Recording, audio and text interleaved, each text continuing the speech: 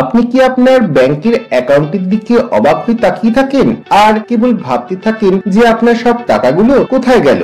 এটা এমন একটা ব্যাপার যেখানে আপনি যেদিন স্যালারি পান সেদিন নিজেকে বিরাট আমির ব্যক্তি বলে মনে করেন, আর তারপর থেকে শেষ পয়সাটা পর্যন্ত আপনার টাকা পয়সা নিয়ে লুকোচুরি খেলা চলতেই থাকে। আসলে এটা একটা খুবই কমন বিষয়, ঠিক যেন কোনো রোডম্যাপ ছাড়াই বেড়াতে বেরিয়ে পড়ার মতো। প্রথম এটা আপনার খুবই ভালো লাগবে, কিন্তু তারপর আপনার বিরক্ত লাগবে। তো এর সলিউশন শুধুমাত্র ফিনান্সিয়ালি স্মার্ট হওয়া। কিন্তু তা কিভাবে? এই ফিনান্সিয়াল লিটারেসি হচ্ছে আপনার টাকা পয়সার দুনিয়ার জিপিএস। এটা আপনার লাইফে স্মার্ট চয়েস করতে হেল্প করে, যেমন কি করে আপনি আপনার প্রপার্টি বাড়াতে পারেন কিংবা কিভাবে আপনি আপনার খরচা কমাতে পারেন, এইসব আর কি। এটা হলো টাকা কিভাবে কাজ করে সেটা বোঝার ব্যাপার, যাতে সেই নলেজ ইউজ করে কিভাবে ফিনান্সিয়াল ফ্রিডম এবং কনফিডেন্স অ্যাকোয়ার করা যায় সেটাই। টাকা ইনকাম করা হলো একটা ব্যাপার, কিন্তু তা সেভ করা এবং গ্রো করা হলো সম্পূর্ণ আলাদা বিষয়। এটা ঠিক ড্রাইভিং না জানা লোকের কাছে একটা ফ্যান্সি স্পোর্টস কার থাকার মতো। জেনে রাখুন, আপনার টাকার নৌকায় যদি কোনো লিক থাকে এবং যদি তা রিপেয়ার না করেন, তাহলে আপনি কোনোদিনই ফিনান্সিয়াল ফ্রিডম অ্যাচিভ করতে পারবেন না। তাই ফিনান্সিয়াল উইজডম থাকাটা অত্যন্ত জরুরি।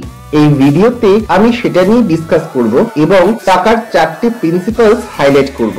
আপনি যদি এই গাইডলাইন ফলো করেন তবে অবশ্যই ফিনান্সিয়ালি ইন্ডিপেন্ডেন্ট এবং কনফিডেন্ট হতে পারবেন। তো ভিডিওটি স্কিপ না করে লাস্ট অবধি দেখতে থাকার অনুরোধ রইল এবং সাবস্ক্রাইব করে লাইক, শেয়ার ও কমেন্ট করে জানাতেও ভুলবেন না। এই 4টে প্রিন্সিপালস নিয়ে ডিসকাস করার আগে আমরা সকলে যে প্রবলেমস গুলো ফেস করি সেটার ব্যাপারে বলি। আপনি মাসের প্রথমে যখন স্যালারিটা পান তখন আপনি একটা রাস্তার মোড়ে দাঁড়িয়ে থাকেন। একটা রাস্তা যেখানে নিয়ন লাইট জ্বলছে আপনাকে বলছে যে টাকাটা পুরো খরচ করে ফেলো, এবং আরেকটা রাস্তা যেখানে টিমটিমে বাতি জ্বলছে বলছে যে টাকাটা সেভ করো এবং গ্রো করো। যদি আপনি নিয়ন লাইটে ভরা রাস্তার দিকেই প্রথমে তাকান তবে আপনি নানা প্রকার জিনিস কিনে টাকাটা দুদিনেই হাফিস করে ফেলবেন এবং সাথে সাথে আপনার ওয়ালেটটাও খালি হয়ে যাবে। কিন্তু মাসটা শেষ হতে তখন অনেক বাকি থাকবে। একটা মজার কথা কি জানেন, যে কাঠবিড়ালি তাদের অর্ধেক বাদাম কোথায় লুকিয়ে রাখে তা তারা জানে না। আমাদের মধ্যে অনেকেই ওই কাঠবিড়ালির মতো অভ্যেস আছে যে অর্জিত টাকা উল্টোপাল্টা জায়গায় ব্লক করে ফেলি ও তারপর ভাবতে বসি যে টাকাটা কোথায় গেল। এটা কিন্তু কোনো ফিনান্সিয়ালি স্মার্ট লোকের কাজ হতে পারে না। লক্ষ্য করে দেখবেন, যারা লটারি জিতে প্রচুর টাকার মালিক হয় কয়েক বছরের মধ্যেই তারা আবার নিঃস্ব হয়ে যায়। কারণ টাকা কেবল ইনকাম করলেই হবে না, সেটা দিয়ে কি করতে হবে তা জানতেও হবে। ফিনান্সিয়াল ফ্রিডম অ্যাচিভ করতে হলে আপনি আপনার ফিনান্সকে একটা গার্ডেনের মতো দেখুন, যেখানে কেবল বীজ পুঁতে দিয়ে চলে গেলেই চলবে না। আপনার সেখানে জল দিতে হবে, তাকে পোকামাকড় থেকে প্রোটেকশন দিতে হবে এবং ঠিকঠাক মতো বাড়তে দিতেও হবে। এটা আপনি স্কুল থেকে শিখে আসেননি, কিন্তু এটা খুবই জরুরি। বলুন তো, লোকে ফিনান্সিয়ালি স্মার্ট হওয়ার বিষয়ে এত সাই কেন? এর পিছনে দুটো কারণ আছে। নাম্বার 1, আমরা ভেবে থাকি যে ফিনান্সিয়াল নলেজ হচ্ছে একটা সিক্রেট রেসিপির মতো, যেটাকে জানা খুবই দুষ্কর। কিন্তু ফ্রেন্ডস, আজকের এই ইন্টারনেটের জগতে এটা খুবই ইজি ব্যাপার। আর নাম্বার 2 হলো, আমরা এমনটা ভেবে থাকি যে যুগের সঙ্গে তাল মিলিয়ে পরিবর্তন আনাটা খুবই মুশকিল। নিজেকে পরিবর্তন করাটা খুবই মুশকিল ব্যাপার। এটা একটা পুরনো কুকুরকে নতুন ট্রিক শেখানোর মতো। এমনকি পুরনো কুকুরের ধৈর্য থাকলেও সে নতুন ট্রিক্স শিখে নেয়। According to Benjamin Franklin, an investment in knowledge pays the best interest. অর্থাৎ সচেতনভাবে ইনভেস্টমেন্টই আপনাকে সবচেয়ে বেশি ইন্টারেস্ট দেবে। এটাই হলো ফিনান্সিয়ালি স্মার্ট হওয়া। সুতরাং আপনি ফিনান্সিয়াল এডুকেশনে ইনভেস্টমেন্টটা করুন।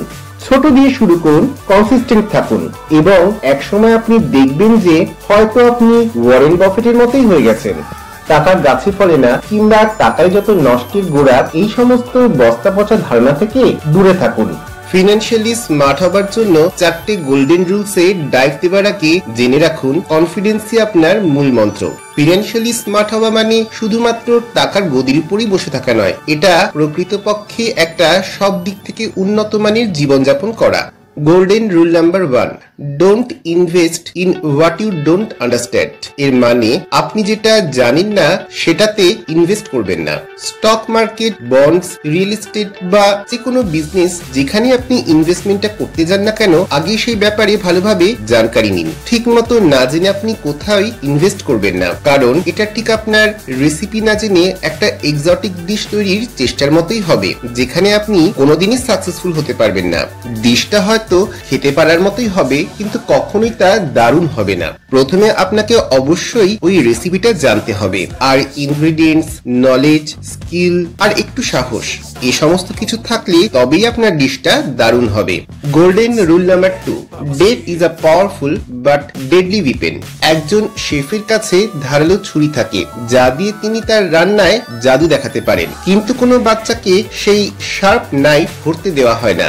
জেনে রাখুন, ডেট দু রকমের, একটা গুড ডেট আর একটা ব্যাড ডেট। প্রথম এই ব্যাড ডেট খুবই ভালো লাগে, বাট একটা সময় পরে খুবই কষ্টদায়ক হয়। আর গুড ডেট হলো ভালোভাবে প্ল্যান করে একটা ইমপ্লিমেন্টেশন। এটা প্রথম দিকে খুবই টাফ হতে পারে, বাট এর ফিনান্সিয়াল ফিউচার খুব ভালো।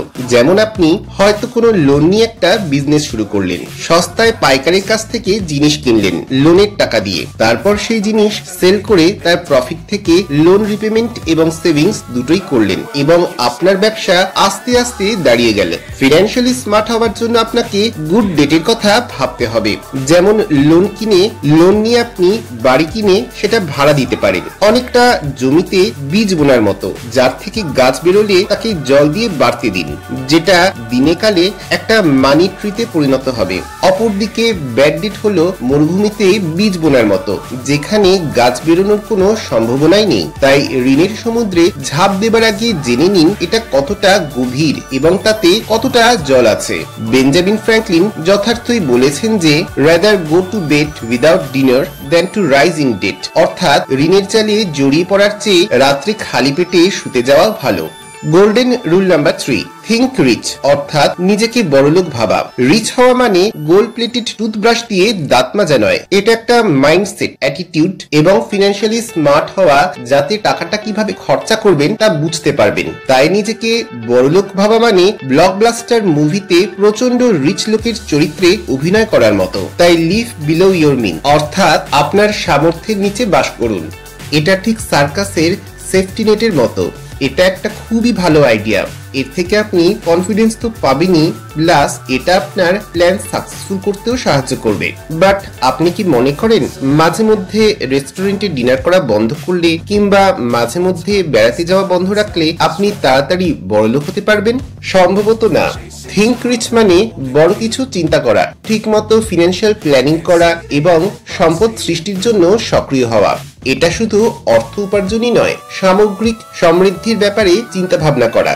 যারা এইভাবে চিন্তা করে তারা ফিনান্সিয়াল এডুকেশন এবং স্মার্ট ইনভেস্টমেন্টকে প্রায়োরিটি দেয়। তাই আপনার দক্ষতা বাড়ানোর জন্য কোনো কোর্সে টাকা খরচা করাটা কেবলই একটা সঠিক চিন্তা ভাবনা নয়, এটা অনেকটা আপনার গাড়িতে প্রিমিয়াম গ্যাস ভরার মতো, যার খরচাটা অনেক বেশি, কিন্তু এটা আপনাকে প্রচুর মাইলেজ দেবে। নতুন ডেস্টিনেশনে পৌঁছানোর জন্য আপনাকে আপনার পরিচিত অলিগুলি ছেড়ে হাই রোড ধরতে হবে। ফিনান্সিয়াল উইজার্ড ওয়ারেন বাফেটের মতে আপনি যত জানবেন তত আর্ন করতে পারবেন। তাই বড় করে চিন্তা করুন, তবেই বড় কিছু করতেও সার্থক হবেন। So learn, grow and think rich. Finally, golden rule number 4, develop skills to acquire your knowledge. এটা হলো ফাইন্যান্সিয়াল কুকবুকের সিক্রেট রেসিপি। এটা ভালো করে শিখুন এবং সুন্দর ডিশ তৈরি করুন। মনে রাখবেন, নলেজ অ্যাকুয়ার করার জন্য যদি আপনি ইনভেস্টমেন্ট করেন তবে সেটাই আপনাকে সব থেকে বেশি ইন্টারেস্ট দেবে। আপনি যত আপনার দক্ষতা বাড়াবেন তত আপনার ফিনান্সিয়াল ইন্টেলিজেন্সও প্রখর হবে। যেমন কিভাবে আপনি আপনার টাকাকে ম্যানেজ করবেন, ঠিকঠাক ইনভেস্টমেন্টটা করবেন বা নিজের বাজেট তৈরি করবেন, এই সব কিছুতেই আপনি এক্সপার্ট হয়ে উঠবেন। স্কিল ডেভেলপ করাটা শুধুমাত্র মানি মেকিং এর জন্যই নয়, এটা আপনার ব্রেনের জিম করার মতোই। প্রত্যেকটা স্কিল মানে নিজের ব্রেনকে স্ট্রং করা, যেটা আপনাকে ফিনান্সিয়াল চ্যালেঞ্জ নিতে সাহায্য করবে। তো ফ্রেন্ডস, এই হলো ফিনান্সিয়ালি স্মার্ট হওয়ার 4টি গোল্ডেন রুলস, যা নিয়ে আমি এতক্ষণ আলোচনা করলাম। আপনাদের যদি ভিডিওটিকে ইনফরমেটিভ বলে মনে হয় তো চ্যানেলটিকে সাবস্ক্রাইব করে পাশের বেল আইকন প্রেস করে রাখবেন for further notifications. Thanks for watching.